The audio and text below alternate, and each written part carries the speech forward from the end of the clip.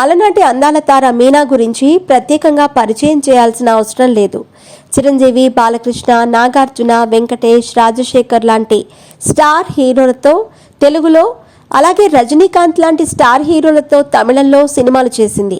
బాలనటిగా పరిశ్రమలోకి అడుగుపెట్టి దక్షిణాదిలో అగ్ర కథానాయికగా చెలామణి అయ్యింది.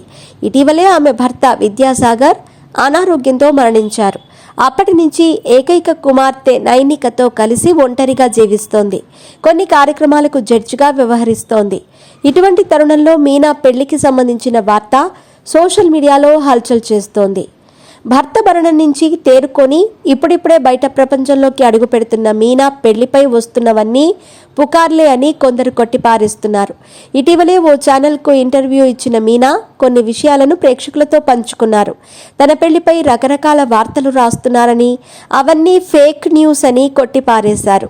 తమిళ స్టార్ హీరో ధనుష్ను పెళ్లి చేసుకోబోతోందంటూ కొందరు వార్తలు రాశారని, ఆయన ప్రస్తుతం ఒంటరి జీవితాన్ని గడుపుతుండటంతో వీరిద్దరూ వివాహం చేసుకోబోతున్నారని కోలీవుడ్ మీడియా వార్తలు రాయగా వాటినే మీనా ఉటంకించారు. ఏదో ఒక విషయాన్ని హైలైట్ చేయాలి అనే ఉద్దేశంతో ఉండే కొందరు పిచ్చి పిచ్చి వార్తలు రాస్తున్నారని, ఈ క్రమంలోనే తనను ధనుష్తో ముడిపెట్టి పెళ్లి చేసుకోబోతున్నారంటూ వార్తలు రాశారంటూ వాటిని మీనా కొట్టిపారేసింది.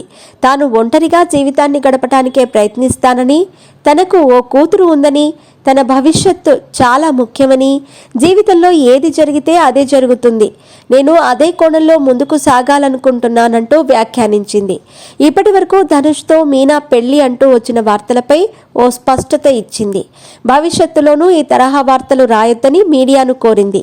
దీనివల్ల మానసికంగా బాధపడాల్సి ఉంటుందని ఆవేదన వ్యక్తం చేసింది. ప్రస్తుతం మీనా చేసిన వ్యాఖ్యలు సోషల్ మీడియాలో వైరల్ అవుతున్నాయి.